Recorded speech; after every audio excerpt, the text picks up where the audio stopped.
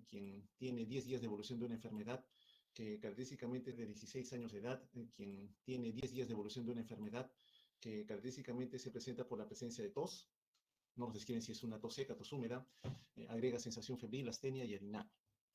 Claramente acá se nos define por la presencia de la tos que sería la esfera respiratoria la que estaría comprometida. La paciente al ingreso está despierta, ansiosa. Ciertamente este hallazgo llama siempre la atención porque nos determina que quizás parte de nuestro sistema de defensa se ha activado. Está en regular estado general, bien hidratada, malnutrida, lo cual también llama la atención porque es una paciente joven. No es común encontrar población joven con un estado de nutrición no muy adecuado. Su presión arterial, si bien es cierto, está dentro de las cifras normales, luce algo taquicárdica ya, con un aumento ligero en la frecuencia respiratoria. Para ser joven también, la saturación de oxígeno está en 91%. Esperaríamos realmente encontrar un valor un poco más alto, sin suplemento de oxígeno adicional. Lo más característico del examen físico, quitando lo anterior, es que cuando uno ausculta cada uno de los emitoras, nota que no se percibe el murmullo vesicular en todo el emitoras derecho. No hay pasaje del murmullo vesicular en el emitoras derecho. Los ruidos cardíacos son regulares, están apagados, se mantienen en observación por las molestias que ya se han descrito. En relación a esto que está especificado acá, cuando uno escucha los campos pulmonares, y coloca el estetoscopio para poder percibir algo, puede ser que en algún campo no perciba nada. Entonces, evidentemente, me hace la sospecha de que algo está pasando allí. Dos pueden ser los componentes asociados a este fenómeno. Uno es la acumulación de aire, neumotórax, y otro es la presencia de líquido, es decir, la presencia de un derrame. Líquido o aire limitan que el murmullo vesicular puede ser transmitido. Uno de los dos podría ser la explicación. En el neumotórax, el emitórax correspondiente está bombado, luce asimétrico el tórax porque hay un aumento de volumen de aire. En el derrame casi no notamos esos cambios. Solamente para hablar un poquito de semiología. Bueno, como parte del estudio, evidentemente es una paciente cuya principal manifestación respiratoria es la tos. Se pide un estudio radiográfico de tórax, el cual se describe a continuación. Y acá vemos una placa de tórax de otra paciente, no de nuestra paciente, es para comparar únicamente, en donde vamos a poder distinguir algunas características importantes para entender la placa de la paciente en mención. En primer lugar, la vía aérea, la tráquea, bronco principal derecho, bronco principal izquierdo, los campos pulmonares, derecho e izquierdo, y la silueta del corazón. Solamente quiero que, en vista de esto, ustedes ya graben en su memoria cómo es que normalmente deberíamos ver una placa de tórax de una paciente de sexo femenino. Esta línea que ven aquí corresponde a las sombras de las mamas, ¿no? Las mamas en la mujer. Es habitual encontrar esa línea, entonces es algo anatómicamente normal para nosotros en el sexo femenino. Bueno, sigamos avanzando. Entonces veamos qué encontraron en la placa de tórax de la paciente. Esta es la placa de tórax de nuestra paciente. Ciertamente nos llama la atención porque estamos habituados a encontrar campos pulmonares de color oscuro y acá vemos un campo pulmonar totalmente blanco, que cuando intentamos diferenciarlo del borde derecho del corazón, notamos que hace un todo, ¿no? Hace un todo con la silueta del corazón. Entonces, claramente hay un compromiso y un velamiento importante en el emitoras derecho, que se corresponde con que no ocultamos el murmullo vesicular en ese emitoras. ¿No? El murmullo vesicular, entonces, está abolido. No hay murmullo. Está velado, evidentemente. Entonces, cuando uno encuentra un velamiento, como estamos viéndolo acá, tiene dos connotaciones que rápidamente pensar en su cabeza. Este velamiento puede corresponder a la presencia de una atelectasia, o a la presencia de un derrame. ¿Hay diferencia entre los dos? Sí, el derrame está en el espacio pleural. La atelectasia está en el parénquima pulmonar. Pero ya sabemos que la atelectasia para nosotros representa un alveolo que estando ventilado previamente, ahora se ha desinflado, ha colapsado el alveolo. En este caso es todo el pulmón derecho, entonces hablaremos de una atelectasia pulmonar total, ¿no? Todo el pulmón derecho se habría atelectasiado. Y en el derrame, bueno, hay líquido en el espacio pleural. Como el espacio pleural rodea todo el pulmón, evidentemente la acumulación de líquido también de un color blanco. ¿Cómo los diferencio? Bueno, cuando tengo atelectasia, un pulmón desinflado, va a hacer que todas las estructuras que están en relación con él sean traccionadas hacia el lado donde está la atelectasia. Es decir, si hubiera una atelectasia aquí, toda la tráquea, el corazón, el pulmón contralateral, todo estaría retraído hacia el lado en donde estamos perdiendo aire, en donde está ocurriendo la atelectasia.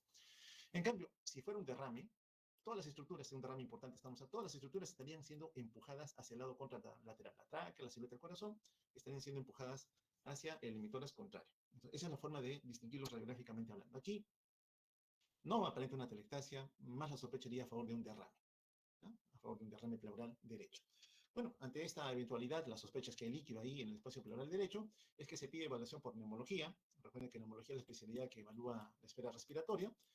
El fin de hacer una evaluación por ellos era de que le realicen una toracocentesis. La toracocentesis es la punción del espacio pleural en caso de líquido, con el fin de poder obtener alguna muestra diagnóstica. Entonces el líquido obtenido me va a servir para estudiarlo, analizarlo y ver qué está pasando, y también puede tener un rol terapéutico. Lógicamente, si el líquido atrapa el pulmón, lo comprime, lo atelectasia de alguna manera, y genera un síndrome restrictivo, no me deja alvéolos ventilados. Entonces tengo que ciertamente yo hacer lo posible para poder retirar el líquido. Entonces, si uno retira el líquido, da un alivio al pulmón para que tenga más espacio para poder llenarse de aire, ¿no? Entonces también tiene un fin terapéutico. Nos responde que no hay neumólogo, entonces no hay quien haga la toracocentesis, el paciente sigue en observación y se pide una nueva placa de tórax. La nueva placa de tórax revela lo mismo, un pulmón, mejor dicho, un campo pulmonar derecho totalmente velado, está blanco, no distingo una zona oscura que me diga hay pulmón ventilado, salvo la parte apical superior, poquito pareciera que aquí está ventilado. Nuevamente no noto la silueta del borde derecho del corazón, no la veo, significa que hacen un todo, en realidad, la silueta del corazón con el, el pulmón del lado derecho, en relación al espacio pleural, algo las está comprometiendo de forma conjunta.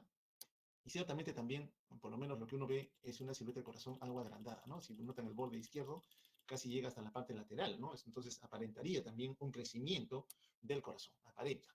Bueno, el segundo día, estando la paciente ya en observación, ya se ve su placa, no hay neumólogo, quieren hacer toracocentesis, no hay manera de hacerlo, nos dicen que la paciente empeora. Y el empeoramiento va asociado a una mayor dificultad respiratoria.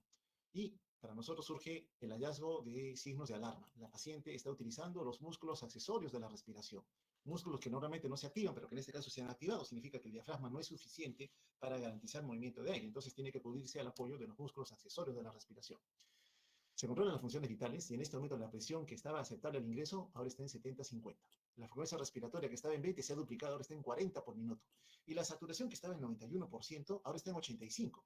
Sin embargo, noten ustedes que está recibiendo oxígeno adicional, 100% de oxígeno, y su saturación está en 85%. Claramente aquí estamos notando que hay un compromiso en la función cardiocirculatoria, está hipotensa, está en shock circulatorio, y tiene también un mayor compromiso a nivel respiratorio. Entonces, son dos órganos que en este momento están fallando. La cuestión en sí es determinar qué está ocurriendo, porque estos dos aparatos están en falla y cuál sería la causa, si es común a ambos o no. Bueno, ante la gravedad del cuadro se decide intubar a la paciente y darle soporte ventilatorio. Ya con esto se consigue ahora sí hacer una toracocentesis, no sabemos quién la hizo, se obtiene un líquido bastante llamativo para nosotros, nos describe un líquido pleural lechoso y maloliente. Esta característica también es importante que la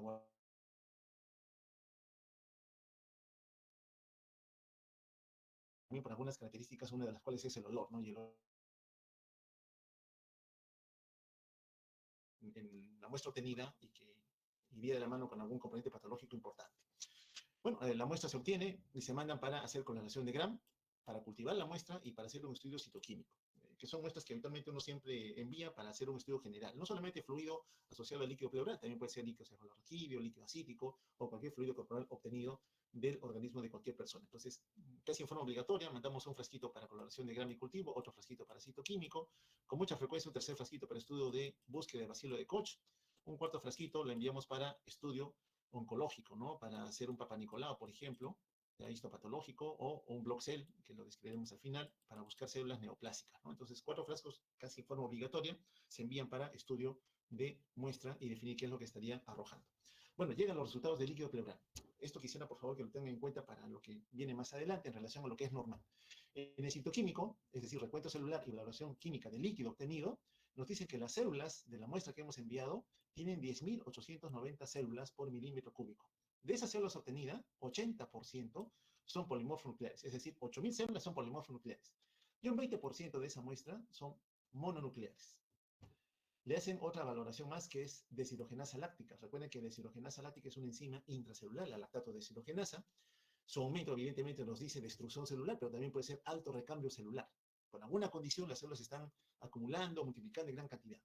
El valor es de 7.200. Proteínas en el líquido salen 4 gramos por decilitro, el pH en el líquido 6.7, mide también la glucosa en el líquido pleural de la muestra obtenida y sale en 3 miligramos por decilitro. La coloración de Gram del líquido nos arroja que encuentran bacterias Coccus Gram positivos y bacilos Gram negativos. Flora mixta, una flora polimicrobiana. Entonces, recuerde que la coloración de Gram también nos va a ayudar a determinar si habría algún agente patógeno que está asociado a la presencia del derrame. Y acá lamentablemente encontramos dos floras, una de las Gram positivos y otra de los Gram negativos, que ciertamente nos dice que la condición asociada a un probable proceso infeccioso es alto y de gran gravedad. Bueno, siempre que obtenemos una muestra de algún fluido corporal, tenemos que hacer la comparación. ¿Con qué?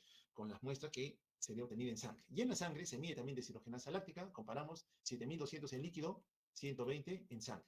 Proteínas en líquido 4 gramos, en líquido 3 gramos por decilitro. pH en líquido 6.7, en sangre 7.45. Glucosa en líquido 3, glucosa en sangre 77. Evidentemente hay diferencias, siempre es así, es normal, anormal, ¿qué estamos viendo? Vamos a analizarlo luego al final, pero recuerden esos valores, DHL 7200, proteínas 4, pH 6.7, glucosa 3 miligramos por decilitro. Bueno, con los resultados se pide evaluación por cirugía, no entendemos por qué le piden evaluación por cirugía, si ya alguien le ha metido la aguja y ya sacó la muestra de líquido. Y nos dicen que la condición es para pedir que coloquen un tubo de drenaje torácico. Este es un tubo especial, como una manguera que se coloca en el espacio pleural. Es algo traumática, bastante dolorosa también. Hay que aplicar anestesia local en forma bastante prolija para evitar incomodar al paciente. Y luego de hecho esto, o sea, cirugía hizo el procedimiento, la oxigenación de la paciente mejora. Sin embargo, llama la atención algo importante. Persiste hipotensa. Hay un compromiso persistente a nivel hemodinámico. Persiste la hipotensión arterial. Se ha conseguido mejorar la oxigenación, pero la esfera hemodinámica persiste alterada, por lo cual indican tratamiento con vasopresores. Era una indicación esperada, ¿no? Un paciente con shock circulatorio que no mejora y la perfusión es determinante para garantizar oferta de sustratos energéticos a las células, teníamos que empezar la terapia con vasopresores, en este caso con norepinefrina. Esta es la placa de control de la paciente post colocación de un tubo de drenaje. El tubo está acá por si acaso, este es el tubo, ingresando al espacio pleural. ¿Qué notamos aquí? El tubo sigue por aquí por si acaso, ¿no? El tubo viene por acá, se va hasta acá arriba. Este es el tubo de drenaje. Bien, ¿qué notamos? Que veo algo más de un campo oscuro, que indirectamente me dice, por aquí está entrando algo más de volumen de aire, o que quizás hemos retirado líquido, y lógicamente me deja ver mejor el pulmón. Recuerden que la pleura envuelve al pulmón, por tanto, si hay líquido que está presente allí, va a opacarme, poder visualizar al parénquima pulmonar. Entonces ya noto algo más del pulmón en el lado derecho, y eso en parte me explica de que la paciente ha mejorado la oxigenación. Entonces hay una correlación entre lo que se hizo y lo que se ve. La silueta del corazón, en cambio, persiste de un tamaño algo agrandado en relación a lo que corresponde a esta paciente mujer de 16 años de edad. Sí aparenta un crecimiento de la silueta cardíaca. Ahora, no todo crecimiento de la silueta cardíaca es que sea el corazón la causa, ¿no? Entonces, no siempre es el corazón. Recuerden que el corazón tiene algunas estructuras que le están rodeando. Muy bien, aquí está el líquido ya en drenaje, acá está un frasquito de drenaje de la paciente, en donde el material lechoso que nos describían está siendo acumulado y notamos algo bastante significativo en esta muestra, ¿no? Notamos un nivel, ¿no? Una línea que separa el componente lechoso de un componente líquido algo menos denso, de un color amarillo, citrino, turbio, en la parte superior, como que hubiera sedimentado algo hacia la zona más baja por gravedad. Evidentemente debe haber algo más de detritus orgánicos allí que me expliquen lo que está pasando. Importante guardar en su memoria esto que está aquí, ¿ok? Por favor, esta imagen tal y cual la están viendo acá, grábensela para entender qué es lo que estaría sucediendo con esta paciente. Aquí otra parte de la muestra que se ha retirado, que se está retirando del espacio pleural, francamente purulento, ¿no? Y nos dicen que el olor es pútrido, ¿no? Maloliente. Y eso va de la mano con lo que encontraron, ¿no? Encontraron una flora polimicrobiana. Probablemente se trate también de anaerobios, los cuales no crecen en un medio común de cultivo, por microbiología, requieren un medio especial de crecimiento, pero el olor, ese pútrido maloliente, para nosotros indirectamente nos dice aquí también hay gérmenes anaerobios que estarían asociados a la presencia de ese líquido pleural.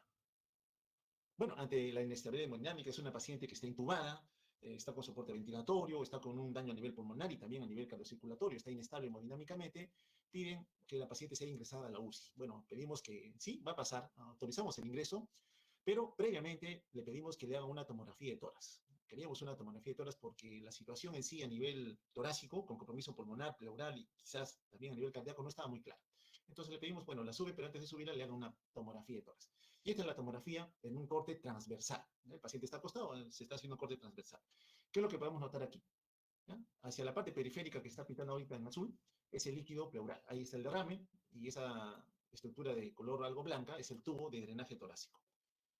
Eso que he pintado de rojo, otra vez lo vamos a hacer, eso que estamos pintando de rojo, es el espacio pericárdico, ¿no? El espacio pericárdico. Y si lo estamos pintando es porque normalmente no lo debemos ver tan claramente, aquí sí se nota claramente, nos está diciendo que hay derrame pericárdico también. Y lo que está pintado de color blanco es el corazón. Este es el ventrículo derecho, ventrículo izquierdo, aurícula derecha, aurícula izquierda. Entonces es el corazón, el cual luce de un tamaño normal. Acá va en un acercamiento, otra vez, ese es el corazón. Y lo que le está rodeando, eso de allí, corresponde al líquido pericárdico y lo que está más lateral al líquido pleural. No hay un derrame pleural allí. Entonces, tenemos dos derrames, ¿no? Uno en el espacio pleural y otro a nivel pericárdico, que probablemente tenga connotación con lo que hemos visto en la paciente. Este es un corte coronal. Nuevamente podemos aquí distinguir, esta es la silueta del corazón, tamaño normal, pero como en la placa de tórax todo se va sumando, todas las imágenes se superponen, ha cogido también a lo que es el pericardio parietal, ¿no? Entonces ahí vemos la presencia de un derrame. Lo que está aquí es derrame pericárdico. Y es lo que se ve en la placa, ¿no? Esa silueta tan agrandada que es un derrame pericárdico también. No solamente el derrame pleural, sino también el compromiso a nivel pericárdico. ¿Qué tiene esta paciente, no? ¿Alguna característica en especial debería estar presentando para la forma en que se ha presentado este caso clínico? Acá le hicimos, cuando llegó a la UCI, le hicimos una Ecografía transtorácica. Aquí vemos al ventrículo derecho, ventrículo izquierdo, aurícula derecha, aurícula izquierda. Toda la mancha blanca o la zona blanca o la banda negra que ven aquí es el derrame. Todo esto es derrame. ¿Ok? Noten que el ventrículo derecho casi está colapsado por el derrame. Entonces la paciente estaba en shock. Ya sabemos que la causa del shock circulatorio era un shock obstructivo, porque tiene tanto derrame, tanto líquido que le está rodeando que no permite al corazón poder llenarse de sangre, en este caso a los ventrículos. Es un shock circulatorio de causa obstructiva, ¿no? Una causa obstructiva. Solución, entonces, si sabemos que es el derrame la causa del shock, ¿qué tenemos que hacer? Retirar el líquido, ¿no? Hacer una pericardiocentesis. Bueno, le hicimos la pericardiocentesis y la paciente mejoró bastante bien con el tratamiento posterior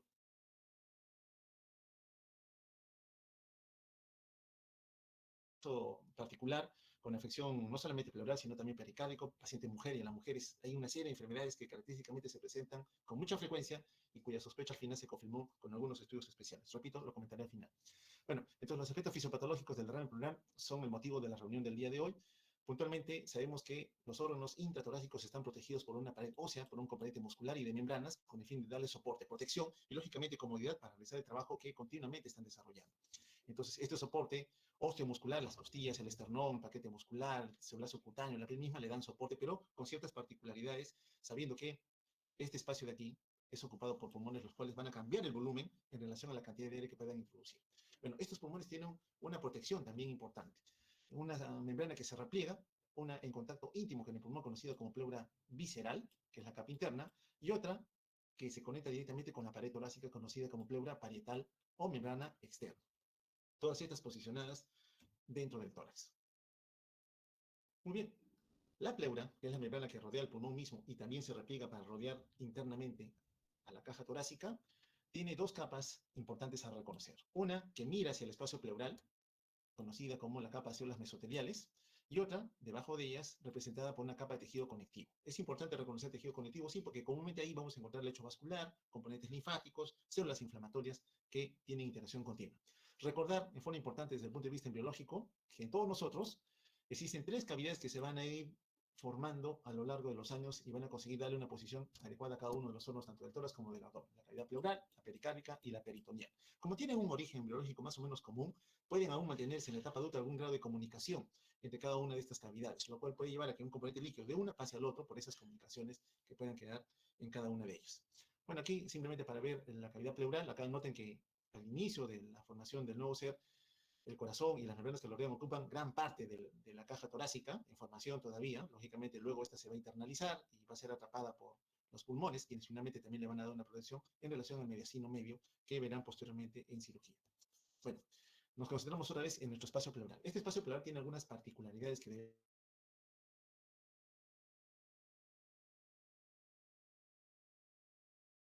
dar dos cosas: mantener los alvéolos abiertos, llenos de aire, y favorecer en algún momento el ingreso de un nuevo volumen de aire enriquecido pequeña cantidad de fluido, de líquido, que se va a regular por procesos asociados a las fuerzas de Starling, es decir, va a haber un proceso de filtración y otro de absorción, formación continua y de recuperación de líquido para el retorno a la circulación sistémica. ¿Qué rol cumple el fluido que normalmente se está produciendo siempre a este nivel? Transmitir las fuerzas transpleurales. Recuerden que los pulmones siempre están en movimiento en cada ciclo ventilatorio, aumentan o cambian su volumen total. Por tanto, al momento de cambiar el volumen total, al momento que uno genera la inspiración, un mayor espacio van a requerir los pulmones para recibir este volumen de aire. Por tanto, van a rozar con la caja torácica y ese roce ciertamente puede producir algún tipo de molestia o limitación al aumento del volumen aéreo que en ese momento se está recibiendo. Entonces, esas fuerzas que se generan en cada ciclo ventilatorio van a ser transmitidos y facilitados por la presencia de esa pequeña cantidad de líquido. Entonces, en general, la presencia de líquido pleural es importante porque va a ayudar a acoplar el movimiento del pulmón en relación a la caja torácica. El pulmón es el que cambia directamente su volumen y la caja torácica también, cada vez que los músculos intercostales también están favoreciendo un levantamiento de las costillas para ampliar el diámetro anteroposterior y transversal del tórax. Bueno, aquí vemos una videotoracoscopía, podemos distinguir hacia la parte inferior al pulmón, este es el pulmón, todo lo que está delimitado de aquí para abajo es el pulmón, y hacia la parte superior vemos la pared torácica, ¿no? Las costillas, estas son las costillas, por tanto, si uno quisiera evidenciar algo, bueno, voy a notar que hacia la parte inferior hay una membrana que está protegiendo al pulmón, que es la pleura visceral, y hacia la pared torácica encontramos a la otra, al otro repliegue de la membrana, que es la pleura parietal. Características de la pleura visceral: bueno, es muy delgada, es transparente, nos deja ver prácticamente el pulmón tal cual es. está bien adherida al parénquima pulmonar, pero tiene una característica importante. Es rica en fibras elásticas, lo cual es necesario. Recuerden que el pulmón, al momento de iniciar un ciclo ventilatorio, de inspirar, de ingresar un volumen de aire, aumenta el volumen. Por tanto, si no hubiera estas fibras elásticas, no podríamos aumentar el volumen pulmonar. Entonces, este es un requerimiento importantísimo. Si algo afectara a la pleura visceral o hubiera una pérdida de las fibras elásticas, evidentemente ese pulmón, por más que quiera, no podía expandirse con la facilidad con la cual lo haría en un individuo normal. En relación a la pleura parietal, encontramos que se adhiere íntimamente a la pared torácica, está firmemente adherido, es una adherencia mucho más firme, y esto establece la formación de una capa de un componente fibroso, no es elástico. Por eso se le reconoce también como una fascia endotorácica, pero a final de cuentas representa a la pleura parietal. Solo que una, la que está adherida al pulmón, es mucho más elástica. Bien, el volumen normal de líquido pleural que nosotros tenemos, un individuo promedio peruano pesa 60-70 kilos, es de 1 a 2 décimas de mililitro por kilogramo de peso. Significa que un peruano de 70 kilogramos tendrá entre 7 y 14 mililitros de líquido pleural normalmente. Ese es el volumen que normalmente nosotros tenemos. ¿Cuántas proteínas tiene? Bueno, las proteínas son bajas a este nivel, más o menos 1,5 gramos por decilitro. Recuerden que la paciente tenía 4, tenía 4 gramos por decilitro de proteínas. Contiene pocas células, en general menos de 1700 células, pero con una característica. Macrófago, célula mesotelial y linfocitos, todas son mononucleares, todas. Recuerden que la paciente tenía 10.000 y la mayoría, 80%, eran polimorfos nucleares. Y aquí nos está diciendo que lo normal es que sean pocas y el predominio son mononuclear. Evidentemente, el líquido de la paciente que presentamos tenía connotación claramente patológica. Otra característica de la pleura en sí es que el área de superficie en un adulto más o menos es de 2.000 centímetros cuadrados. Una gran área de superficie que la pleura va a tener en correspondencia con el pulmón y con la pared torácica. El aporte sanguíneo, bueno, viene a través de las arterias intercostales, hay un drenaje linfático presente tanto a nivel de la pleura parietal como también a nivel de la pleura visceral, pero va a tener una característica importante que las va a diferenciar claramente. ¿Los dos tienen linfáticos? Sí. Bien, saber que a nivel de la pleura encontramos unas estructuras conocidas como poros que predominan en la porción caudal, es decir, hacia los diafragmas, tanto a nivel periférico como a nivel mediastinal. El líquido que continuamente se está formando tiene que tener, decía en algún instante, algún mecanismo de retirada o de evacuación. Esto se va a dar gracias a la presencia de los linfáticos. Entonces vamos a notar que la pleura visceral tiene una extensa red de vasos linfáticos.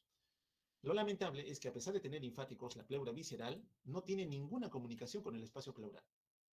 Tiene linfáticos, sí, pero no se comunican con el espacio pleural.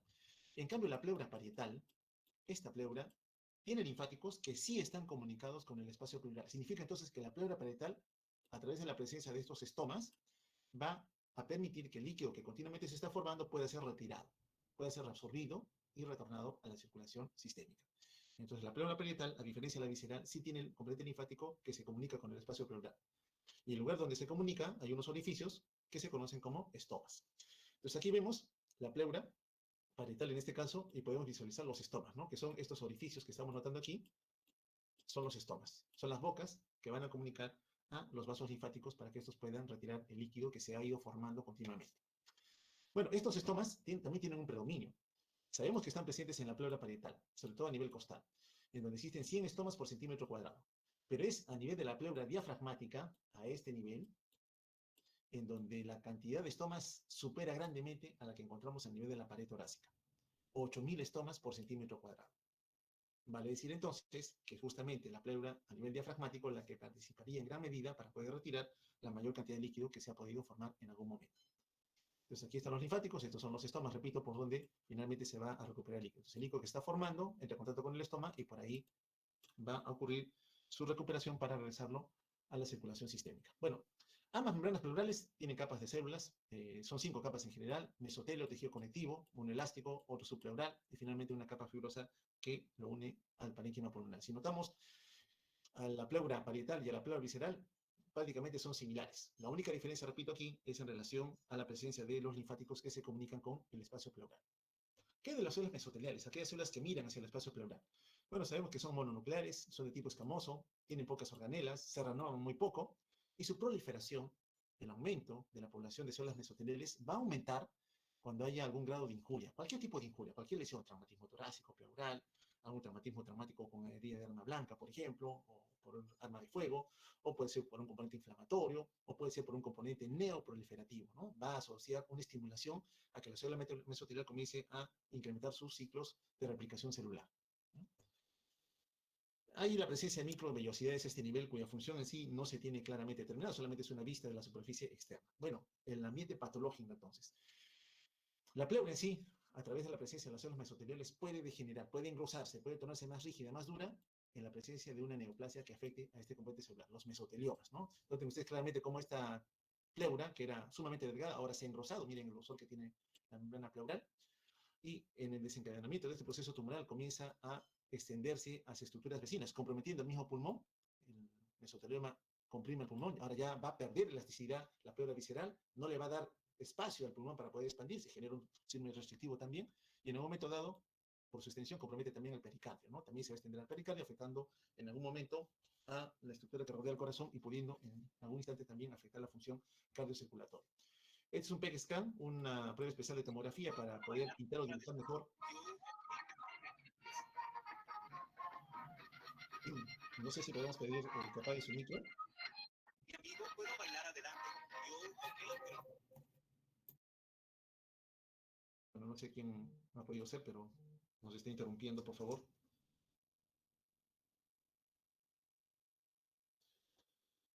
A ver, mi otra computadora. Señor Quispe, le voy a pedir, por favor, que tenga más cuidado.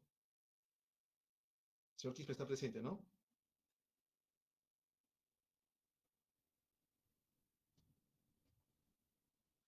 Bueno, entonces el mesotelioma, vemos aquí la importancia de estudiarla como una causa de derrame pleural, aquí lamentablemente ocasionando otra serie de problemas que lo hemos revisado en los síndromes restrictivos, comprometiendo seriamente el parénquima pulmonar en la capacidad que se vaya a tener de poder expandirse normalmente.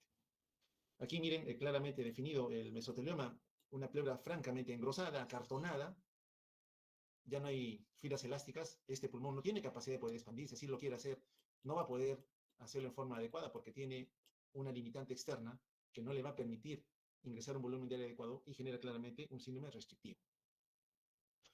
El tejido conectivo, entonces, que está asociado a la membrana pleural, tanto en el componente parietal y visceral, contiene otras estructuras. Ya lo relatamos ya, linfáticos, ambos tienen linfáticos, solo que el parietal es el que sí se comunica con el espacio pleural, tiene componente nervioso y también una red de microvasos que van a ofertar nutrientes y sustratos energéticos.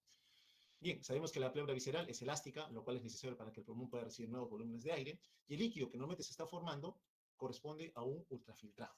¿Cuál es la velocidad a la cual se produce ese líquido pleural? Esos 7 a 14 mililitros. 0,01 mililitros por kilo por hora se están formando continuamente. Entonces, en el espacio pleural siempre va a haber una formación de líquido, pero también tiene que haber la garantía de retirar el líquido que se está formando a través de los linfáticos. Entonces, hay formación continua y también hay un drenaje continuo. Tiene que haber un equilibrio entonces entre lo que es la formación y la evacuación del líquido pleural. Tanto la pleura parietal como la pleura visceral y parietal participan generando líquido en el espacio pleural.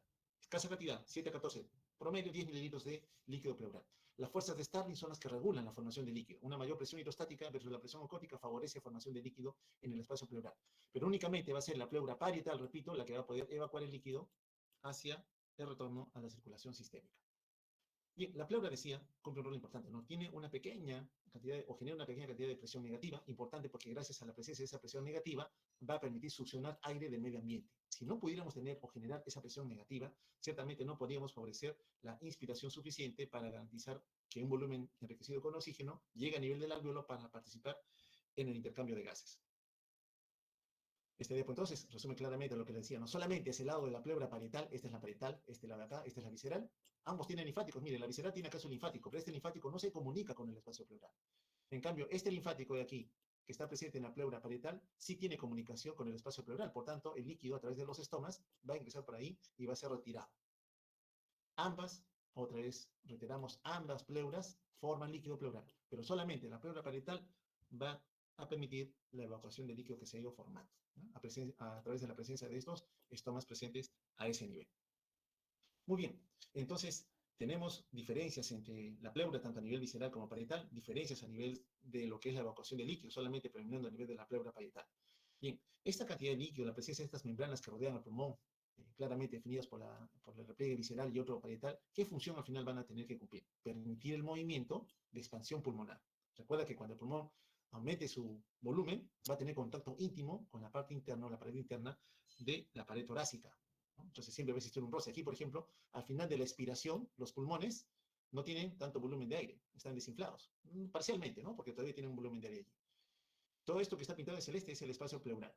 Aquí el individuo inicia la fase inspiratoria. ¿Qué sucede? Los pulmones, al aumentar su tamaño, lógicamente van a tener que ocupar un mayor espacio, que se lo va a permitir justamente las propiedades elásticas de la pleura visceral, para tener contacto luego con la pared torácica. Muy bien, entonces estas membranas pleurales tienen características importantes, una formación de líquido importante también, que siempre se tiene que ir evacuando y el líquido es necesario para permitir un contacto suave entre el pulmón y la pared torácica, sin llegar a ocasionar ningún tipo de alteración en la mecánica ventilatoria. La presión del líquido, bueno, por efecto de la gravedad, vamos a notar que en las zonas más bajas, hacia los diafragmas en sí, vamos a encontrar que la presión a nivel pleural puede ser un tanto mayor, ¿no? Un tanto mayor. Y recordar que cualquier incremento de la presión negativa puede también llevar a afectar la movilización de los gases en relación a esa presión que se haya podido generar. Muy bien, entonces los pulmones tienen una membrana que está íntimamente adherida a ellos, que es la pleura visceral. La pleura visceral elástica permite que el pulmón pueda cambiar su tamaño según la necesidad que pueda ocurrir en algún momento, ¿no? Dependerá de lo que pueda ocurrir. Un aspecto importante también es saber que esta membrana pleural que rodea los pulmones tiene unos repliegues, ¿no? Una vez que se repliega da origen a la pleura parietal que estamos viendo aquí. Entonces se generan algunos espacios virtuales también. Uno de ellos característico es este que está aquí abajo, conocido como ángulo, por la forma que tiene, ángulo costo diafragmático, en este caso del lado derecho, ángulo costo diafragmático derecho. Normalmente es un espacio vacío, no notamos la presencia de nada normal allí, pero a veces ocurre que algunos individuos comienzan a generar mayor cantidad de líquido. Entonces, cuando hay mayor cantidad de líquido, este ángulo va a desaparecer. Y cuando yo ya no veo, no visualizo el ángulo, o lo veo que está ocupado por una lesión de tono o de color blanco, para mí es una señal indirecta de que aquí existe acumulación de fluido. El no ver el ángulo costo diafragmático de color oscuro, sino verlo curado o ocupado por un espacio de color blanco, involucra para mí el definir que aquí hay acumulación de fluido. Muy bien, tanto en las vistas posteriores o anteroposteriores. La inervación. Bueno, aquí tenemos la presencia del nervio vago, que va a inervar también a las estructuras torácicas, cardiotorácicas en este caso, en su dirección hacia el abdomen. También recordar que el nervio frénico es el que da sensibilidad a la membrana pleural, al diafragma en sí, y cualquier alteración que pueda ocurrir a ese nivel claramente puede tener una representación clínica cuando este nervio es irritado o estimulado por algún proceso inflamatorio sobre todo. Aquí está el ángulo costo diafragmático, por ejemplo, un espacio virtual libre, normalmente no acumula nada, pero en alguna condición patológica podemos notar que puede encontrarse obturado, ¿no? Ocupado por líquido. Cuando no lo veo, para mí claramente va a ser definido como que existe la presencia de un líquido pleural que debería estudiarse. Bien, entonces, sabiendo que continuamente todos nosotros tenemos una formación de líquido pleural, ambas pleuras participan, solo la parietal logra recuperar el líquido que se ha formado a través de sus linfáticos, ¿en qué escenario vamos a tener la presencia de un derrame o acumulación anormal de este líquido pleural? Bueno, dos condiciones pueden ocurrir por separado o en conjunción. Una es que la velocidad de producción de líquido sea mucho mayor. Para que haya una clara acumulación de líquido, esta velocidad tendría que ser 30 veces lo normal. Ya nos he dicho que 0,01 mililitro por kilo por hora se está formando continuamente. 30 veces lo normal, ¿no? Tendría que generarse para que haya una acumulación de fluido en el espacio pleural. O que la velocidad de salida, mis linfáticos a nivel de la pleura parietal sean incapaces de poder recuperar el líquido que se está acumulando en el espacio pleural. Esa sería la otra condición a requerir para que haya presencia de derrame pleural. Pueden estar por separado, pueden estar juntas estas dos condiciones. Entonces, tendríamos que preguntarnos cuáles serían aquellos factores que favorecerían que se desarrolle un derrame pleural, es decir, que aumente la velocidad de producción, y la otra, aquellas patologías que condicionen que el drenaje linfático sea deficiente. Entonces, ¿cuáles serían las causas detrás del derrame? Porque cuando uno ve a un paciente con derrame pleural, piensa en las dos opciones. O se está produciendo mucho, o tengo limitaciones para poder drenarlo. Entonces, ¿en dónde está el meollo del asunto? Tengo que saber cuáles serían esas condiciones para poder luego entender la causa de lo que ha originado la acumulación de ese fluido, ¿no? Muy bien, entonces vamos a tratar de responder a esas preguntas. ¿Por qué incrementaría la formación de líquido pleural? Varias son las condiciones fisiopatológicas. En primer lugar, como hemos visto, las fuerzas de Starling, presión hidrostática mayor que la presión oncótica, favorecen la acumulación de fluido en el espacio pleural. Evidentemente, cualquier aumento en la presión hidrostática, falla cardíaca congestiva, falla renal, más volumen, más volemia, un proceso inflamatorio vecino en el parénquima pulmonar como una neumonía o cualquier sobrecarga de volumen, estoy hidratando a mi paciente pero con volúmenes de agua que el paciente no necesita, lo estoy sobrecargando y encharcando de volumen de agua, puede ser evidentemente que falle la bomba, ¿no? Entonces aumenta la presión hidrostática en forma retrógrada. Cualquier condición que lleve a que la presión hidrostática en los capilares pleurales también se incremente. También acá vamos a encontrar que las causas cardíacas son frecuentemente asociadas a su presentación. Un paciente con insuficiencia cardíaca también por ese mecanismo favorece no solamente que el pulmón a nivel alveolar y a nivel intersticial acumule agua, sino que también la pleura comience a producir mayor cantidad de líquido. La efusión pericárdica, hemos visto aquí en este escenario de esta paciente, ¿habrá sido el compromiso pericárdico el que empezó el proceso? No lo sabemos, al final diré qué fue lo que encontraron. Una obstrucción de la vena cava superior por algún componente tumoral también puede favorecer la acumulación de fluidos. Si uno obstruye un drenaje o un flujo continuo de sangre por algún nivel, va a aumentar la presión hidrostática y puede también favorecer de que haya una acumulación de fluidos. Que la permeabilidad en los capilares de la pleura parietal o visceral se incremente. Generalmente cualquier proceso inflamatorio vecino. A la cabeza son las neumonías, en caso fuera problema pulmonar, lógicamente favorece también la aparición de derrames. Es común que en un paciente con neumonía, a los días de evolución del proceso, encontremos la presencia de derrame, un derrame paraneumónico, como habitualmente sucede. A veces el daño no está inmiscuido solamente a nivel torácico, a veces viene de estructuras vecinas. A nivel peritoneal, por ejemplo, un aumento de fluido peritoneal, un paciente con daño hepático que acumula líquido en el abdomen, una citis asociada a una cirrosis hepática, o un paciente con daño renal que tiene diálisis peritoneal, a quien se le introducen volúmenes de líquido a nivel abdominal, a nivel de la cavidad peritoneal, puede también, a través de esas comunicaciones con las cuales nacemos, hemos visto que hay un origen biológico común, favorecer que el líquido se desplace hacia el espacio pleural. Alguna lesión vascular, a veces nos ocurre, ¿no? Queremos introducir un catéter a nivel de la vena subclavia, por ejemplo, y por ahora hemos ocasionado un traumatismo o hemos lesionado la vena, entonces la vena ya lesionada, injuriada, que tiene un lugar de punción inadecuado, tiene un orificio de salida de sangre que se va a evacuar hacia el espacio pleural. O a veces, cuando queremos hacer un procedimiento en el lado izquierdo del tórax, a veces no se entiende, acá está el pulmón derecho, el pulmón izquierdo, hay un componente vascular, la vena cava, perdón, la vena subclavia derecha por aquí, la vena subclavia izquierda por aquí, acá viene la vena yugular interna, vena cava superior, para llegar al corazón, ¿no? Entonces, sucede que a veces yo necesito introducir un catéter dentro de alguna de estas venas, entonces comienzo a punzar a ciegas en la región infraclavicular. Y a veces mi punción es muy vertical, o no encuentro la vena, o sí la encontré, pero hago varias punciones y en cada una de esas punciones lesiono la vena. Entonces, cuando lesiono la vena, evidentemente esa lesión en la vena va a llevar a que haya un vaciamiento de sangre que no voy a ver hacia el espacio pleural. Entonces, gradualmente comienza a acumularse la sangre, se acumula, hasta que hay una mayor cantidad de fluido, en este caso sangre, en el espacio pleural. El antecedente es el paciente le intenta. Varias veces el médico intentó colocarle catéter, no pudo. Y al día siguiente o los 2 días aparece falla respiratoria, le toman la placa y encuentras un campo pulmonar derecho velado, por ejemplo. El otro es el conducto torácico, ¿no? El que también reconocemos por anatomía, que recoge una gran cantidad de lípidos, entonces va por el lado izquierdo. Justamente yo intento punzar por vamos a ver por acá, por la región infraclavicular izquierda, intentando coger la vena subclavia del lado izquierdo, no puedo, pincho, en una de esas lesioné el conducto torácico. Por tanto, todo su contenido, que son lípidos, también comienzan a ocupar el espacio pleural. Y también me va a dar un paciente con falla respiratoria, un pulmón velado, líquido, pulso y sale un líquido lechoso. Los líquidos son como la leche, como la nata, así lo van a ver directamente, ¿no? Pero está el antecedente, ¿no? El médico intentó en el lado izquierdo pulsar, no pudo. Entonces, hago correlación. Esta es lamentablemente una condición de riesgo que a veces nos ocurre cuando hacemos estos procedimientos. Otra causa es cuando disminuye la presión pleural.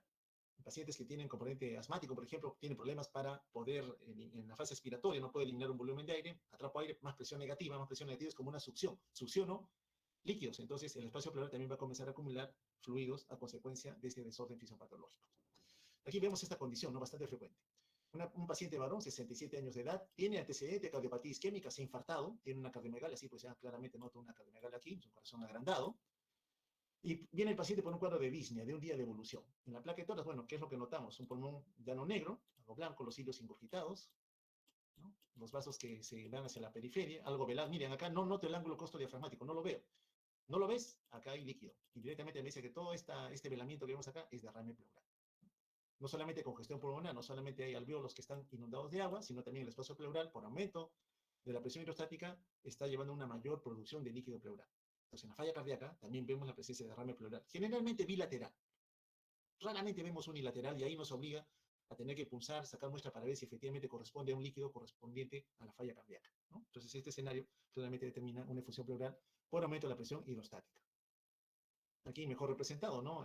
La falla cardíaca lleva a congestión, lógicamente la acumulación de fluidos primero en el intersticio, luego en los alvéolos, aumenta la presión hidrostática, finalmente ese fluido, aumentó la presión, comienza a acumularse ahora sí hacia el espacio pleural, ¿no? Mayor cantidad de líquido pleural formado que no es capaz de ser evacuado a la misma velocidad que por los vasos linfáticos presentes en la pleura parietal, un escenario de individuo con falla cardíaca. Y ahora el otro componente no solamente es la producción, ¿no? También puede ser una limitación en la evacuación del líquido pleural. Bueno, la disminución de la evacuación o de la absorción de líquido ocurre en dos escenarios característicos. Uno, cuando sobrecargamos de volumen de agua a un paciente. Mira, que es la misma causa que favorece la formación, también limita la reabsorción. Lo vamos a ver en un momento por qué la sobrecarga de volumen puede limitar la absorción.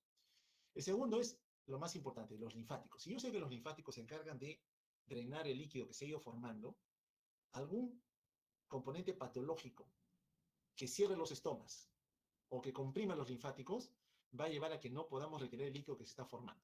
Esto generalmente ocurre en un paciente con un desorden neoproliferativo, una tumoración a nivel pulmonar, a nivel pleural, linfadenopatías o alguna enfermedad linfática primaria, ¿no? Cualquiera de ellas. Vemos este escenario. Miren lo que nos dice acá.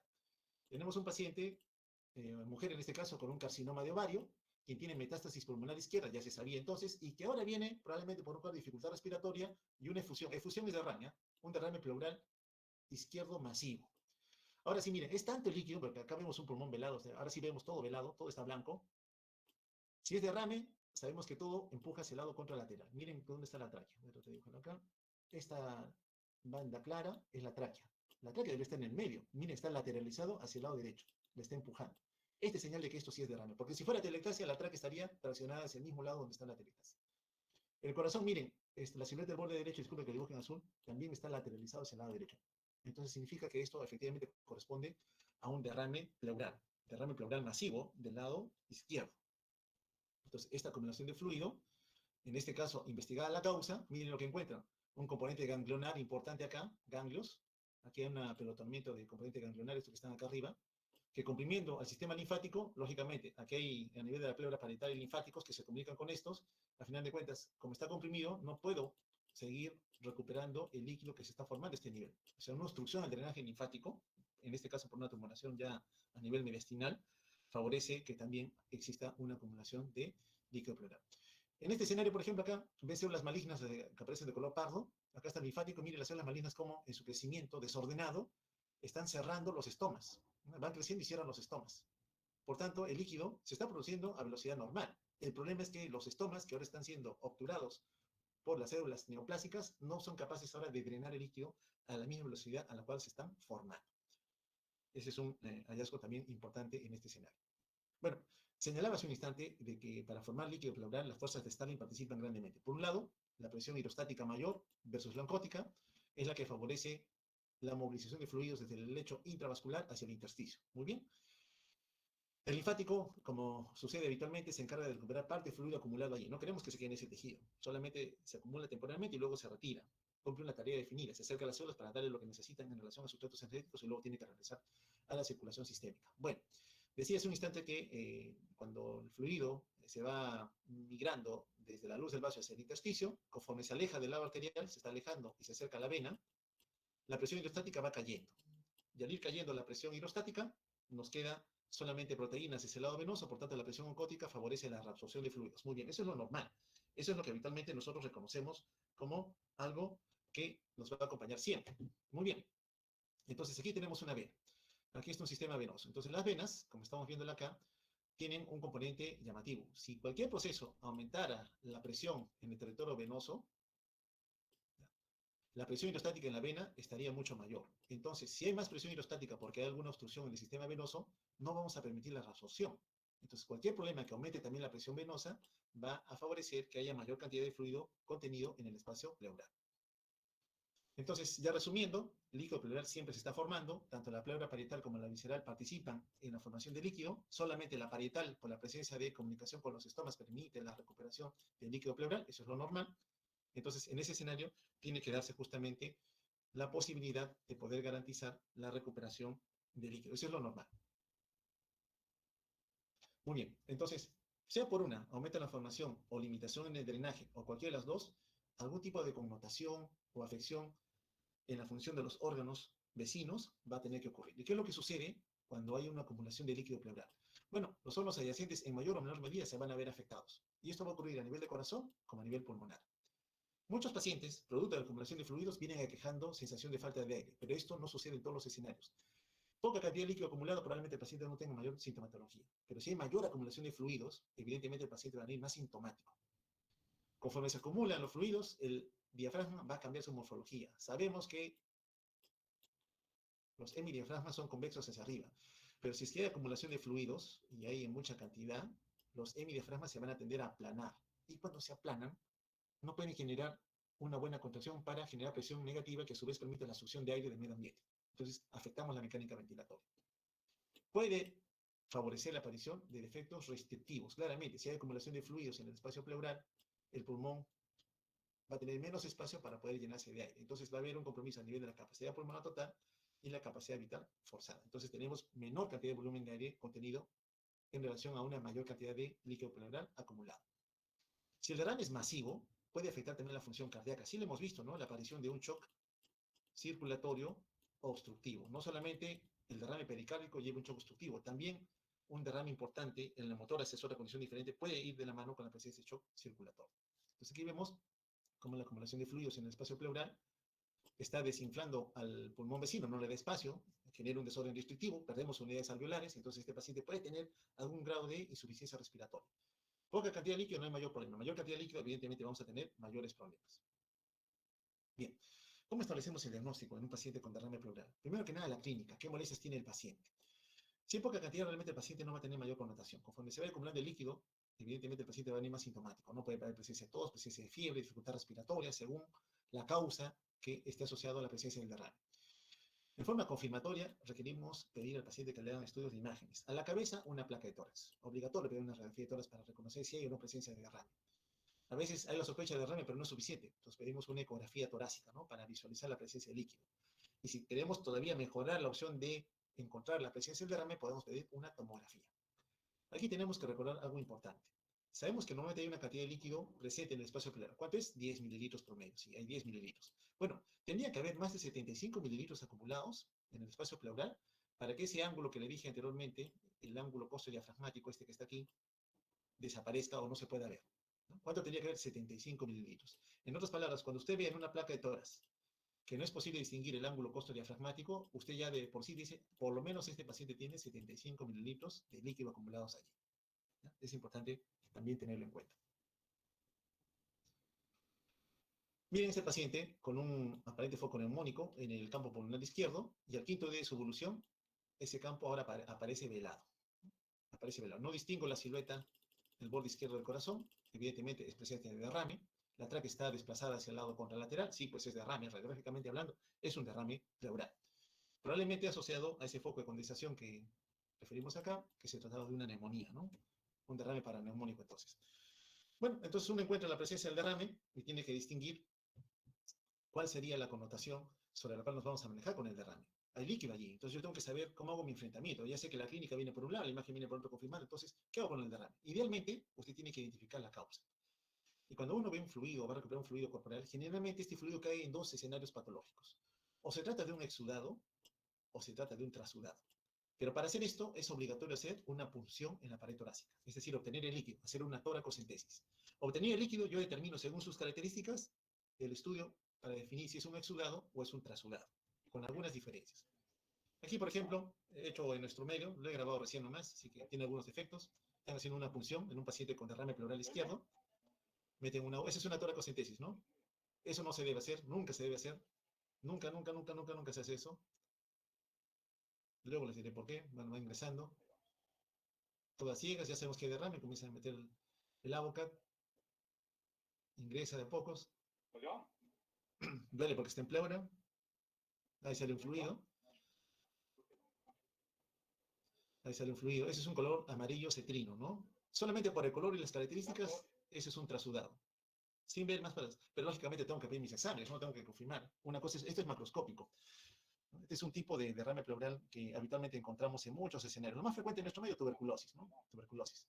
Obtener el líquido ya en un frasquito estéril, como están viendo ahí, es que se tiene que recuperar la muestra para mandarla a analizar, ¿no? Se tiene que recuperar la muestra para mandarla a analizar.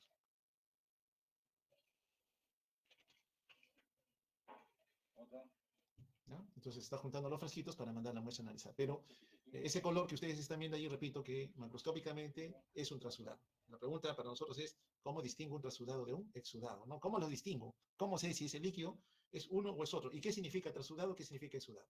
Bueno, casi de forma obligatoria, uno tiene un fluido corporal, no solamente en líquido pleural, junta las muestras en varios frasquitos. Frasco 1 va para coloración de Gram y cultivo. ¿Por qué? Porque sospecho que puede ser una causa infecciosa, bacteriana. En el caso de la paciente, recuerdan que le hicieron coloración de Gram y obtuvieron cocos Gram positivos, bacilos Gram negativos. Y hay que cultivar también para saber qué germen podría estar creciendo. Segundo lugar, citoquímico. Tengo que saber qué hay allí. Ya me están diciendo que es un ultrafiltrado y ese ultrafiltrado tiene algunas características. Bueno, tengo que evaluar color, olor, transparencia. Ese líquido cetrino que hemos visto hace un instante es algo transparente, porque si fuera turbio, indirectamente me dice pareciera estar asociado a una infección. A veces ocurre que el líquido que obtenemos es hemático, como la sangre habitualmente. Entonces, si es hemático, obligatorio tienes que pedir hematocrito, ¿no? Obligatorio pedir hematocrito. Estás juntando la muestra, la recuperas en un tubo de ensayo, todo está hemático, y eso se centrifuga. ¿Para qué? Para que calcules el hematocrito. Si al momento de calcular el hematocrito te sale que el hematocrito es mayor al 50%, te sale más de 50%, esa muestra que has obtenido la centrifuga sale más de 50%, para ti eso es un hemotórax. Ya no te detienes a pensar entre sudado y sudado, es un hemotórax. Ya luego investigarás por qué. Si el líquido es purulento, como el que vimos de nuestra paciente, ¿se acuerdan? Es purulento, piensen en empiema, primera opción. Y el empiema es una emergencia para nosotros. Tenemos que actuar rápido. Si el olor es pestilente, como también lo describieron en la paciente, si se acuerdan, piensen que sean anaerobios, es decir, una causa bacteriana del derrame asociado en este caso con alta sospecha de empiema. Si es turbio, si ese líquido amarillo cetrino del paciente anterior hubiera sido de un aspecto más turbio, pensamos que hay alta cantidad de leucocitos, ¿no? A veces son detritos celulares. ¿Quiénes? Las células mesoteliales. Recuerdan que las células mesoteliales se comienzan a activar en sus ciclos celulares según algún tipo de injuria, en este caso inflamatoria. O puede ser, si es turbio, que tenga alto nivel de lípidos. Es decir, un aspecto lechoso no siempre es por pus. Puede ser que se trate de otro escenario, que sea un quilotórax. Entonces, en quilotórax y en empiema, el aspecto se parece mucho, pero el empiema apesta, el quilotórax no. ¿Qué otra característica más? Si tú centrifugas la muestra, digamos, has obtenido un fluido y lo llevas otra vez a tu tubo de ensayo, acá está mi tubo de ensayo, juntaste la muestra, todo estaba turbio, vamos a ver que todo estaba turbio, tienes dos opciones. Que el tubo de ensayo luego de centrifugar no muestre cambios, es decir, que siga del mismo aspecto lechoso. Si es así, entonces esto es un quilotórax, es quilotórax. Pero si te sale abajo detrito y arriba un sobrenadante, eso para ti es empiema. ¿Se acuerdan cómo estaba el líquido de la paciente? Un frasco que les igual en su memoria ese frasco es típico del empiema. Si hubiera estado de luego de la centrifugación igual lechoso, yo digo eso es un quilotórax. ¿Ya? Por eso necesitamos también centrifugar. ¿Qué pruebas más pedimos en el estudio del análisis citoquímico? Bueno, hay que medir glucosa. Si es ultrafiltrado, la glucosa en líquido debería ser muy similar a la glucosa en sangre. En la paciente tenía 3 y en sangre tenía, me parece, algo más de 70. El pH, ligeramente más acidótico en el líquido pleural, ligeramente. En sangre es algo más alcalótico, recuerda. Deshidrogenasa láctica van por ahí, proteínas, ya sabemos que en líquido hay poco. Pero ¿qué notamos en la paciente? Proteínas 4 nos decía. Y en sangre, ¿cuánto tenía? 3. Entonces habría que la diferencia. ¿Cuánto tenía de deshidrogenasa láctica? Algo de 7000, si mal no recuerdo. Y en líquido tenía, en sangre tenía, perdón, 150. Claramente había algo anormal en el líquido, pero ya por el aspecto, el olor, el sobrenadante, la tos que presentaba la paciente, astenia, dinamia, hipotensión, aparentaba ya la alta sospecha de un problema infeccioso. El tercer frasquito va para análisis de bacilo de Koch obligatorio en nuestro medio. Somos país de tuberculosis, tenemos que pensar que ese derrame sea asociado a tuberculosis. El líquido del paciente que hemos visto anteriormente es un líquido asociado a tuberculosis, como se confirmó, ¿no? Y pedir un test especial conocido como test de ADA. El ADA es adenosíndeaminasa, es una enzima que se produce cuando los leucocitos se están multiplicando en gran mayor número o mayor valor del test de ADA, ¿no? Adenosíndeaminasa. Entonces, cuando hay reclutamiento de células inflamatorias, en tuberculosis ocurre eso, el test de ADA nos sale elevado, pero no más de 100. Cuando sale muy elevado, más de 100, piensa en neoplasia.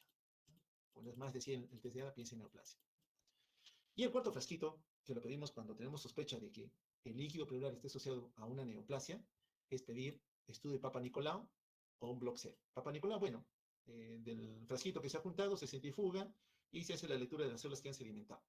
El Block-C se junta una mayor cantidad, a veces sacamos 1 litro, litro y medio, 2 litros de líquido pleural. Bueno, todo lo que usted juntó, igual lo centrifuga, obtiene una mayor muestra de células, eso se llama Block-C, y eso también lo lleva a estudiar por un anatomopatólogo.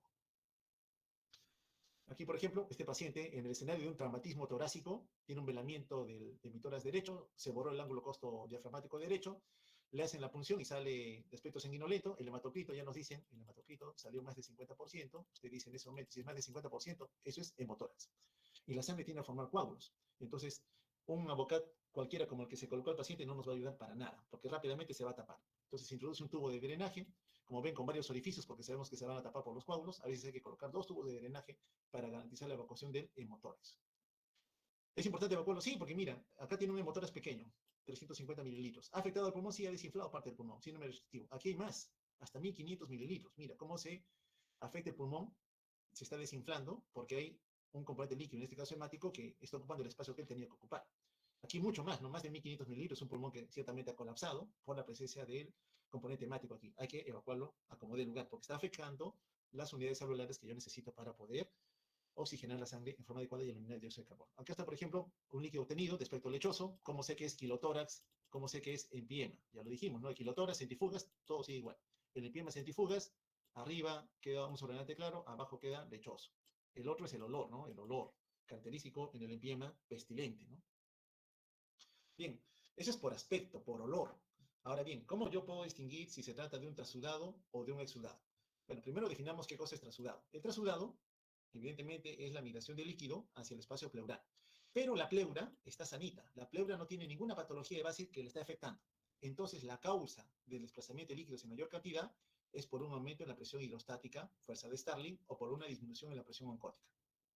Significa que cuando usted encuentre un líquido pleural compatible con trasudado y usted dice pleura sana, son fuerzas de Starling la causa, piense en cualquier condición en donde aumentaría la presión hidrostática. Evidentemente debe decir usted mayor volumen, falla cardíaca y lo demás. Y la presión oncótica, hepatopatías, ¿no? El hígado produce proteínas, el riñón puede perder proteínas, entonces ahí puede haber también una caída en la presión oncótica. En general, uno dice fuerzas de Starling alteradas. Corazón, causa, hígado, causa, riñón, sería la causa de la acumulación de fluido en el espacio pleural asociado a un trasudado. Pero repito otra vez, las membranas pleurales no están enfermas, están sanas. Y el exudado, bueno, en el exudado, a diferencia del trasudado, sí la membrana está afectada, la membrana sí está dañada. ¿Y qué es lo que vamos a ver a nivel de la membrana pleural? Que aumenta la permeabilidad. Los capilares están dañados. Entonces, algún fenómeno local está irritando la pleura y está aumentando su permeabilidad. Por tanto, ese proceso local, favorece que haya una mayor fuga de líquido hacia el espacio pleural. En general, causas generales son inflamación, infección o malignidad. En infección casi siempre encontramos una neumonía, ¿no? En malignidad puede ser un tumor primario, cerquita ahí de la pleura, a nivel pulmonar, a nivel costal, a nivel de mama, por ejemplo, o que venga de otro lugar de la economía. Pero al final de cuentas daña la membrana. En exudado la membrana sí está dañada. En trasudado, en cambio, la membrana está sana. Muy bien. Entonces, trasudado y exudado. Ya hemos visto la definición. Ya sabemos que en trasudado son fuerzas de Starling. Corazón, hígado, riñón son las causas. En exudado es daño en la membrana pleural. Procesos neoproliferativos, neoplasia, inflamatorios, traumáticos, tuberculosis, por ejemplo, lesiones autoinmunes pueden estar asociados a la presencia de un exudado. ¿Cómo diferencio yo? Tienes que obtener líquido. Hay que obtener líquido pleural, pero también tiene que obtener en ese mismo momento una muestra de sangre. Obligatorio. Cuando usted quiere evaluar exudado tras sudado, obteniendo una muestra de líquido pleural, en los minutos que rodean a la punción torácica, tiene que pedir que el tecnólogo venga a sacar muestra de sangre. ¿Para qué? Para comparar los resultados del líquido pleural con los que en ese momento tienen la sangre. No me sirven los resultados de hace un mes atrás, no señor, no le sirve. Tiene que ser la sangre que rodea los minutos en los que usted está haciendo el procedimiento. Life, que ya falleció hace poco, más de un año, diseñó unos criterios importantes que nosotros tomamos en cuenta para diferenciar trasudado y exudado. Él pidió simplemente, limítate a pedir proteínas en líquido y en sangre, como también nivel de deshidrogenasa láctica, tanto en líquido como en sangre. Muy bien. Y él diseñó, estadísticamente hablando, 3 criterios a considerar. La relación entre proteínas en líquido pleural versus proteínas en sangre. Si la relación te salía menor a 0,5, trasudado. Si te salía mayor a 0,5, exudado. La paciente tenía 4 en líquido, 3 en sangre. Claramente mayor de 1. Con 1, yo ya digo, es un exudado. Ese líquido de la paciente que vimos es un exudado. Deshidrogenasa láctica, igual. Deshidrogenasa láctica en líquido pleural versus deshidrogenasa láctica en sangre. Menor a 0,6 trasudado, mayor de 0,6 exudado. La paciente tenía 7.000 y algo más, si mal no recuerdo, versus menos de 200, si recuerdo mal, en DHL. Evidentemente está muy por encima de este valor, bastante elevado. Otro favor de exudado. O que la cantidad de DHL en fluido pleural supere 2/3 el límite normal. Si es hasta 200, está en 7.000, claramente los superaba. LAE nos dice, basta un criterio de los tres para que tú digas si es un exudado. Basta que uno esté presente, ya es exudado. Por tanto, ya te está limitando las causas en las cuales vas a tener que pensar para encontrar aquel proceso que originó la acumulación de fluido en ese paciente. Lógicamente, hacemos cuerpo común con los otros hallazgos, ¿no? En el citoquímico, de repente células, ¿no? Los polimorfos nucleares, si uno las encuentra, que no es normal encontrarlas allí, pensamos en infección bacteriana, ¿no? Un predominio mononuclear con derrame pleural, pensamos en nuestro medio más pensamos en tuberculosis. Cuando sacamos líquido, encontramos que el predominio es mononucleares, característicamente hablando, pero si encontramos polimorfo nuclear, el líquido más turbio, va a tener neumonía, lo más probable es que sea un derrame paraneumónico, que sea un exudado asociado a un derrame paraneumónico. La coloración de Gram, claramente, necesaria para encontrar al agente patógeno. El hematoquito, ya lo señalé ya, si usted extrae un volumen de líquido compatible con sangre, hay que hacerle el hematoquito. Si es mayor al 50%, usted inmediatamente dice, esto es un hemotórax. El nivel de glucosa debe ser bastante similar, ¿no? Pero si es menor al valor mínimo normal en sangre, menos de 60, nos dicen aquí, claramente pensar que hay algún componente, algún patógeno que está consumiendo la glucosa. Puede ser asociado a proceso bacteriano, puede ser también células neoplásicas, consumen glucosa, puede ser una tuberculosis, consume glucosa, enfermedades autoinmunes, artritis reumatoide, lupus eritematoso sistémico, por ejemplo, consumen también glucosa. ¿Cuánto tenía la paciente? 3 miligramos por decilitro tenía en líquido versus más los de 70 que tenía en sangre. Claramente había algún componente que estaba consumiendo la glucosa. El pH, importante también a considerar, ¿no? Todo pH menor a 7.2, usted se preocupa grandemente porque va a pensar solamente por el pH que puede ser un empiema. Por el aspecto, por el color, por el sobrenadante, uno ya decía que era empiema, pero un pH menos de 7.2 claramente a favor de un empiema. Un nivel de triglicéridos mayor a 110, piensa en kilotoras. No solamente el aspecto lechoso que al centrifugar no cambia, también el medir triglicéridos y estos salen elevados, pensar en que se trata de un kilotoras. Amilasa, ¿qué tiene que hacer esta enzima que se produce en glándulas asociadas al tubo digestivo? Bueno, cuando hay una pancreatitis grave o una ruptura de esófago, recuerda que en la saliva hay amilasa salival, y uno la deglute y el esófago es solamente vía de conducción. Cuando se rompe el esófago para alguna condición y evacúa el contenido hacia el espacio pleural, el encontrar amilasa elevada también me hace sospechar que sí, el paciente tenía una ruptura esofágica, por ejemplo. Bien, entonces ya sabemos diferenciar exudado o trasudado, criterios de LAE nos van a ayudar mucho, el aspecto macroscópico también, la coloración de Gram también es determinante. Entonces, ya prácticamente se cierran los procesos que pueden estar asociados a cada uno de ellos. Pero en el caso de los exudados, importante, no olvidar que un grupo de ellos puede evolucionar al empiema. Y dijimos, el empiema representa para nosotros un escenario de emergencia. ¿Por qué? Porque hablar de empiema es hablar de pus en el espacio pleural. Y si hay pus, significa que hay un proceso inflamatorio. Si hay inflamación, la pleura, sobre todo la visceral, va a ser muy afectada. Aquí tenemos, por ejemplo, un escenario de un proceso muy cercano a la pleura visceral, puede haberse tratado de una neumonía, por ejemplo, a este nivel, que evacúa su contenido al espacio pleural. Y eso que estamos notando aquí es un empiema, ¿no? Un empiema, que por el gran desorden inflamatorio va a afectar a esta pleura acá, a la pleura visceral. ¿Y qué le ocurre a esa pleura? Se endurece, pierde fibras elásticas. Y si es que se endurece, este pulmón ya no se va a poder expandir con la libertad que tenía hasta antes de que el empiema se haya formado. Otra complicación puede ser los abscesos, pero no estamos hablando de abscesos, que también son otros procesos que pueden asociar a las infecciones. Aquí hay otro, por estafilococo, por ejemplo, varios microabscesos, igual termina produciendo un empiema. Y aquí este paciente, miren cómo el compromiso en el emitórax izquierdo, la pleura francamente engrosada, que la nota mejor. ¿Se acuerdan del mesotelioma? Algo parecido por acá, una pleura engrosada. ¿Qué está haciendo? Está atrapando, está encarcelando al pulmón, no lo va a dejar expandirse, que es una condición también grave que afecta a las personas. ¿Y qué nos queda hacer con ellas? Cirugía. ¿Qué tipo de cirugía? Hay que decorticar, sacar toda la pleura visceral para darle espacio a este pulmón a que pueda expandirse y favorecer una mecánica ventilatoria mucho más aceptable. En general, los empiemas es una condición grave para nosotros, pasan por 3 estadios, una fase exudativa, una fibrino-purulenta y otra de organización. En la fase exudativa, acá está pulmón normal, acá está esta zona de la pleura, está en fase exudativa, gran componente inflamatorio, que va asociado luego al derrame. Vean ustedes, cuando ocurre un desorden inflamatorio en el espacio pleural, hay tanta inflamación que a veces se crean adherencias entre la pleura parietal y la pleura visceral. Esta es una adherencia, por ejemplo. Entonces uno diagnostica el derrame y dice, vamos a hacer toracocentesis. Y justo pulsa en la zona donde hay menos inflamación, porque esta barrera, esta adherencia que se formó internamente, va a recuperar un líquido que tiene poco proceso inflamatorio. Pero en la zona baja, miren, por debajo de la adherencia, encontramos un gran proceso inflamatorio. Entonces, una cosa es hacer una toracocentesis a este nivel y otra cosa es hacer una toracocentesis, perdón, a un nivel mucho más alto, ¿no? Importante también saber que eso ocurre en el escenario de los empiemas, como que se va tabicando el espacio pleural. Bueno, en relación justamente al derrame pleural, entonces, sobre todo de tipo exudado, siempre fíjense ustedes en tres componentes. ¿Cómo está el pH, cómo está la glucosa y cómo está la deshidrogenasa láctica? Los tres tienen que valorar. Este exudado que estoy encontrando en el paciente, ¿irá de la mano con un empiema o no? Bueno, responda. ¿El pH está más de 7,2? ¿La glucosa está más de 60?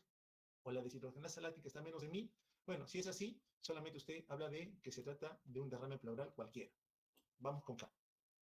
Pero si el pH está menos de 720, el paciente tenía 6,9, la glucosa está menos de 60, la paciente tenía 3, o la deshidrogenasa láctica está más de 1000, la paciente tenía 7000, usted está frente a un empiema.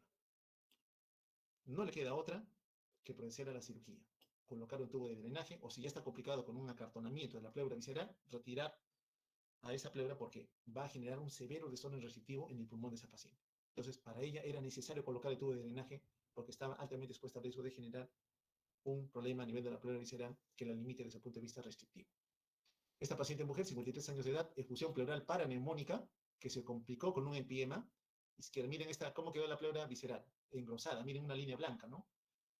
Este es el espacio pleural. Ahí está el derrame, lo que tuvo de empiema, pero la pleura quedó engrosada. Entonces, ¿qué está haciendo? Está atrapando al pulmón. No lo deje expandirse.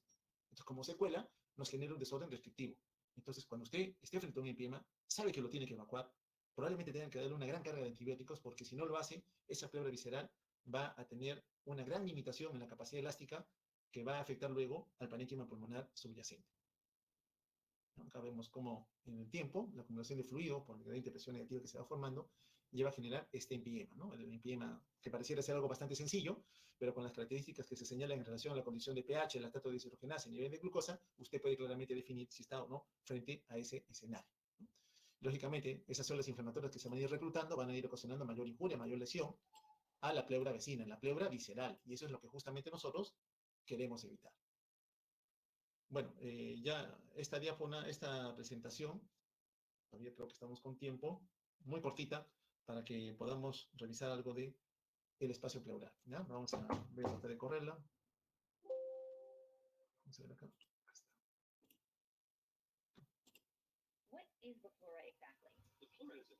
Bueno, acá se hace referencia al espacio pleural. Entonces, acá se va a hablar de la mecánica ventilatoria, ¿no? Eso es lo que normalmente ocurre. Miren cómo el pulmón se expande y tiene contacto con la pared torácica gracias justamente a la presencia de esa pequeña cantidad de líquido pleural. Entonces, hay una serie de repliegues de membrana, uno en contacto con el pulmón, pleura visceral, y otro en contacto con la pared torácica, que es la pleura parietal.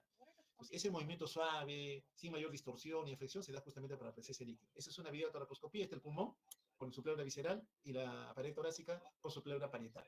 Ya sabemos las diferencias, una es más elástica que otra, la otra está finalmente adherida a la pared torácica. Entonces, ese movimiento suave, con escasa fricción entre una y otra membrana, es la que permite que continuamente todos nosotros podamos ventilar sin mayor problema, ¿no? Gracias a la presencia de esa pequeña cantidad de líquido en el espacio pleural, 0,1 a 0,2 mililitros por kilogramo de peso, ¿no?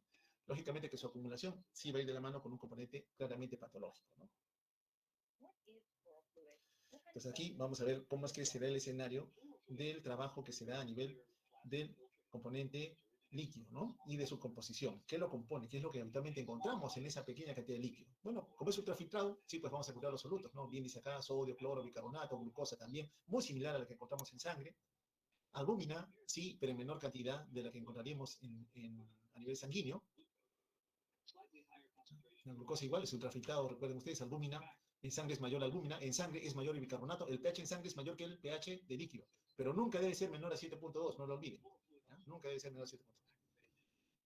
Macrófagos, ya hemos visto, hay mononucleares, hay células mesoteliales, hay monocitos también, entonces son las células que habitualmente están aquí. Todos son mononucleares, no vemos a ningún polimorfo nuclear.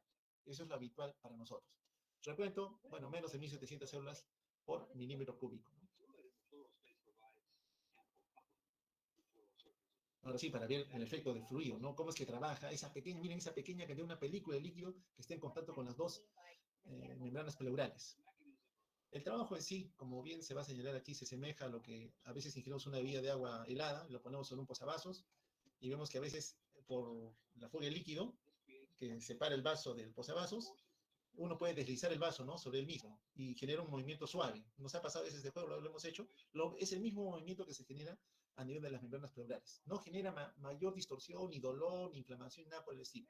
Y es lo que se necesita, porque el pulmón siempre se está expandiendo, siempre hay una fase inspiratoria que acompaña a cada ciclo ventilatorio. Bueno, sabemos que tanto la pleura parietal a la izquierda como la visceral a la derecha participan formando líquido pleural. Pero solamente la parietal, que vemos los linfáticos, miren los estomas cómo se abren y se cierran, van succionando el líquido, ¿no? Van permitiendo el drenaje del líquido pleural. Ese trabajo, al inicio generado por las fuerzas de Starling y luego por el componente linfático, se realiza en forma continua. Tal igual que se está formando, se está drenando el líquido. La velocidad, ya saben ustedes, 0,01 mililitro por kilo por hora. Entonces hay un equilibrio, ¿no?, entre la formación y la absorción de líquido, para que me garantice siempre tener alrededor de 10 mililitros de fluido a nivel del espacio pleural. Bueno, las vellosidades que vemos ahí también presentes, aquí las células mesoteliales miran al espacio pleural, tanto en la pleura visceral, perdón, como en la pleura parietal, miran al espacio pleural. Función clara de las células mesoteliales no las tenemos, pero claramente en el ambiente patológico, como lo vimos, sí representa un riesgo para las personas, ¿no?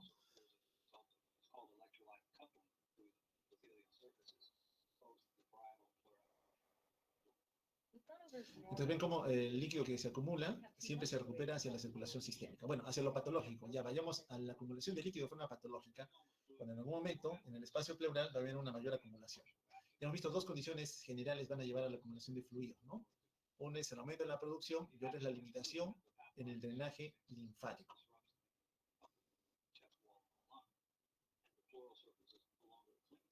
Ahí está, se formó el líquido.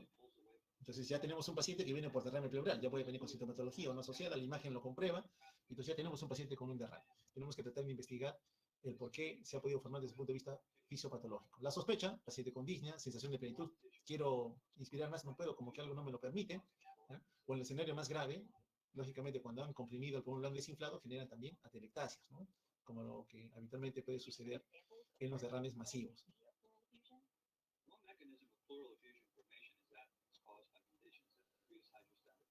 Bueno, en relación a las causas, aumenta la formación. Claramente una de ellas, fuerzas de Starling, recuerda el trasudado, no hay pleura enferma, sino son las fuerzas de Starling, en este caso la presión estática la que se ha incrementado.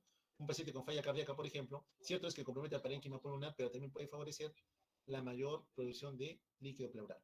En ese escenario, una insuficiencia cardíaca puede ir también asociada a la presencia de derrame pleural, generalmente bilateral, ¿no? Como es un trasudado, evidentemente vamos a encontrar poca cantidad de proteínas, como lo decía Lai. Y un deterioro en el drenaje linfático, miren lo que ha ocurrido acá, hacia la pleura parietal, componente tumoral neoplásico, ¿no? Células tumorales ahí. ¿Y cuál es el efecto que tienen? Mira lo que están haciendo, están infiltrando los estomas, ¿no? No permiten que los linfáticos puedan comunicarse con el espacio pleural para poder drenar el líquido que continuamente se está formando. Entonces, los procesos neoproliferativos trabajan de esa manera. La inflamación, bueno, lo más característico para nosotros es cuando tenemos una neumonía, ¿no? Un derrame paraneumónico, hay un foco neumónico por vecindad, inflama la membrana pleural, aumenta su permeabilidad y hay fuga de líquido hacia el espacio pleural.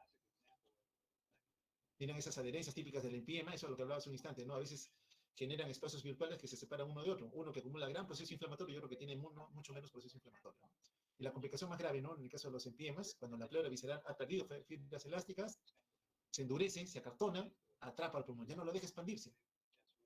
Entonces, el pulmón queda atrapado por esa pleura, ¿no? Queda atrapado. Lógicamente, el aumento de la presión negativa succiona líquido, más líquido se va a acumular y el derrame está acompañando a un pulmón atrapado. Miren, este es el pulmón, cómo se ha distorsionado totalmente su superficie, producto de un engrosamiento de la pleura visceral, ¿no? Importante también tener en cuenta como parte de la evolución del empiema.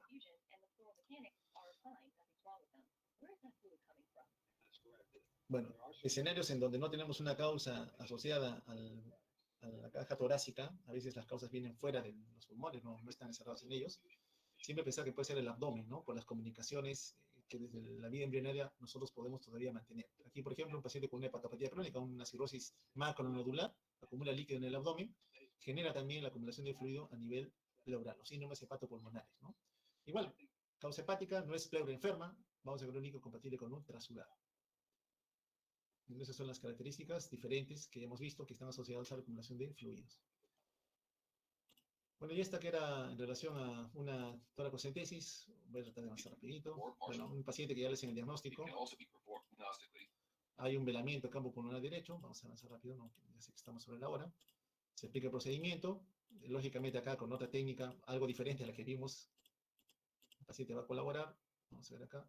Bueno, acá se le da algo más de comodidad. A veces el paciente viene con tanta falla respiratoria que no está muy colaborador, ¿no? En ese escenario, particularmente que inhala primero el intubo, luego el drenaje. Acá con ayuda ecográfica, sí es lo mejor con ecografía, ¿no? Porque la ecografía te permite ver dónde está el líquido y cuánto dista, cuánto de aguja vas a meter. En el que vimos hace un instante todo se hizo así, ¿no? Acá está el pulmoncito colapsado. Ya, yo también coloco campo estéril. No me gusta hacer el procedimiento descubierto como fue el caso del paciente. ¿Por qué? Porque tú estás entrando a un espacio estéril, entre comillas. Entonces, si no vas a guardar medidas de asepsia y antisepsia, puedes llevar gérmenes hacia el espacio pleural. Tienes que tener mucho cuidado. Yo sí prefiero usar este tipo de campos. Siempre en el borde superior de la costilla. Recuerden que en el borde inferior está el paquete vascular nervioso. Si tú lo pulsas, puedes llevar a un retorno hemático, ¿no? O causar una lesión a nivel de fibra nerviosa. Mucho cuidado. Siempre por encima de la costilla, en el borde superior. Entonces, acá está ingresando. Y hay un tubo líquido, un poco de sangre vieron al inicio. Puede ser por el tramo nada más de la punción.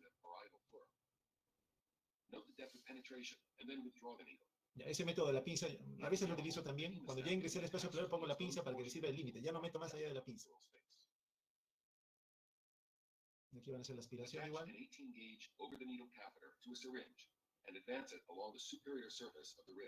Ya saben que es el borde superior de la costilla.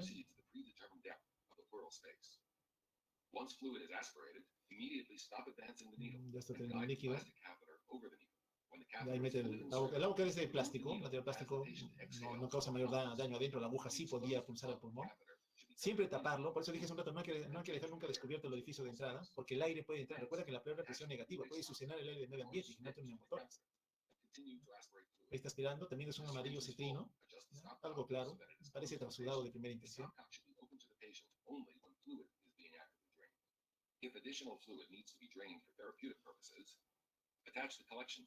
Bueno, aquí está haciendo una conexión para llevarlo luego a un frasco y drenar el líquido, ¿no? Cerró la comunicación y ya puede drenarse el líquido para retirar entre litro y medio aproximadamente. Voy a avanzar un poco. Ya sacaba la muestra. Tiene que ir al análisis, ¿no? Disculpen que avance así. Muestras para cultivo, citoquímico, oral, cultivo. Ya sabemos, acá está nuestros criterios del AI, ¿no? Nos dice de una vez, a la sospecha, es la valoración. Proteínas en líquido, proteínas en sangre. DHL en líquido, DHL en sangre.